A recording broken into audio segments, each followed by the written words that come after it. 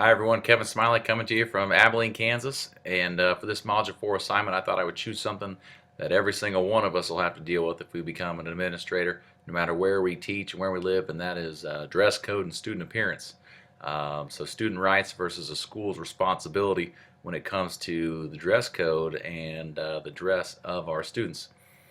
So, getting into that, I thought we'd start off with a little quiz based on the reading there from chapter 4. Guess which of these three is not allowed for your students to wear? Shirt number 1, shirt number 2, shirt number 3. Correct answer. Shirt number 1 would probably violate your school rules on illegal substances. However, shirts 2 and 3, though whatever your political beliefs are, and you may not like to see students wearing those shirts, unless it is causing a substantial disruption, students are allowed to wear such shirts. They're not vulgar, they're not profane, they're not ridiculing anyone because of their race or gender or ethnicity. They're just political beliefs, and students are allowed to have those as part of their free speech rights. And so some of those things you really got to keep in mind when enforcing a dress code, and what students are wearing in your school is that quoted substantial disruption. Moving right along, the background to student dress code hasn't necessarily been issued on or ruled on by the Supreme Court, but they do see it a little bit as a form of free expression. It's not as protected as words or print or the newspaper or something like that, but dress is a part of student expression. I'll cover that more right here. Generally viewed as reflecting a student's personality, occasionally reflecting culture and values. I know in the previous school I was at that we had a Muslim student who wore their turban to school, though we wouldn't allow hats or girls to wear fancy headgear. This student was allowed to wear his turban as part of his religious beliefs, and so it wasn't a disruption, and he did it, no big deal.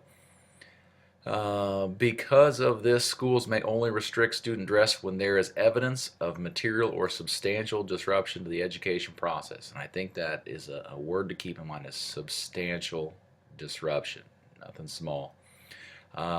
Typically this should be reserved for cases where unusual attention is drawn to a student's anatomy, goes against the school's established policy, or contains profanity or degradation based on a particular race, culture, or gender. The court rulings, the following restrictions have been upheld within the courts. Regulations to ensure student safety, such as hair ties, safety goggles, asking girls to put their hair up if they're working with some sort of equipment in the shop or something like that. Regulations to protect student health. Things like making sure students have been cleared by doctors if they've got head lice, or that they've got their TB shots, and all those other things they have to come to public schools. Rulings regulating dress that does not meet the standards of the community, so outfits that call attention to one's anatomy. I know, like low-cut shirts for girls. I know the spaghetti straps that they sometimes wear, and then we don't want them showing their bra straps or those things. Down at the bottom I've got some other examples. The yoga pants. I've seen recently a news story where they banned yoga pants. I've seen the UGG boots banned before because students were putting their cell phones down in their boots and not in their pockets and trying to sneak around with it that way. Sagging pants. We obviously don't want to see a bunch of boys' underwears or butt cracks hanging out. Gang colors, just some of the things that came to my mind when we're talking about what is sometimes regulated in schools as far as dress code. But again, here's that term, the substantial disruption again. Things that have vulgar language and defamatory language not allowed, but it has to have a substantial disruption to the learning environment before you even want to approach it. So just be careful and tread on thin ice when you're dealing with students and their dress and their rights as a student, no matter how old they are. The Supreme Court case that helped set a precedent for this is in 2007, Morris versus Frederick. School officials were supported for disciplining a student who displayed a banner supporting illegal drugs. This violated the school policy. But in a separate case, a student was not, the school was not supported by the courts for disciplining a student who wore a political shirt going against President Bush. And so that's where I got that little quiz from at the start. And things to just keep that in mind as an example. So, guidelines to remember.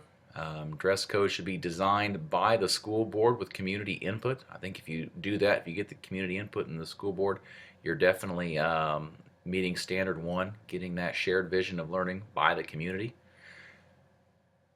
Second guideline to remember, courts will only support a dress code when there is evidence that the code is reasonable. And I think that helps you meet standard 5 as far as acting with fairness and integrity when making a school dress code. Number 3, restrictions should be restrictions that are based on taste, style, and fashion rather than health, safety, and order will not pass court scrutiny. So you've got to keep that in mind in order to meet standard 6 and understand the larger legal context to running a school and what students can and cannot wear. Fourth guideline to remember, appearance that does not meet decency standards may be regulated. And so I think that kind of helps you meet even standard 3 as far as managing an effective learning environment within the school and keeping track of what kids are wearing. And then lastly, dress that is vulgar or mocks others based on race, gender, religion, etc. may be prohibited. And so I think that one helps you meet all kinds of standards if it's enforced properly and clearly.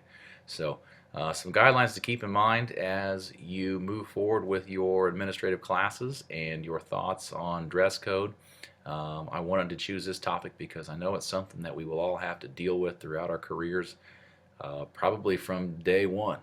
You know, we enter in the fall after a long summer and kids wear cut off t-shirts that are cut way down the side, or girls wear short little tank tops and things and they're still in their summer gear. So dress code is definitely something we have to address quite often in public schools, and we just need to make sure we follow the law when doing that. So hope this helped, and good luck with your chapter 4 presentation, and take some time to look that over. There's a lot of important things in there that we'll need to know so we don't mess up and end up in the news sometime. So good luck. Thanks.